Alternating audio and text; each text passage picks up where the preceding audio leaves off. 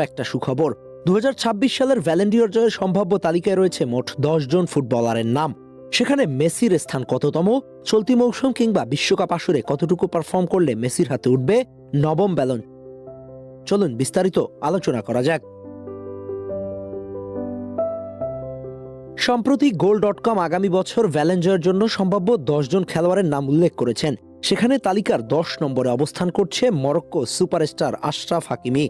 ঠিক তার উপরে 9 নম্বরে অবস্থান করছে আর্জেন্টাইন জীবন্ত কিংবদন্তি লিওনেল মেসি। তালিকার 8 নম্বরে লুইস দিয়াস, 7 নম্বরে মাইকেল উলিস, 6 নম্বরে ভিতিনহা, 5 নম্বর অবস্থানে রেখেছে ডেক্লান রাইসের নাম।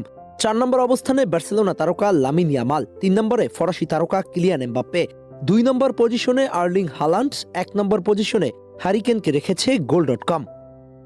তবে পরিসংখ্যান বলছে ভিন্ন কথা। 9 নম্বর পজিশনে থাকা মেসি হয়ে যেতে পারে 2026 ব্যালন জয়ী তারকা।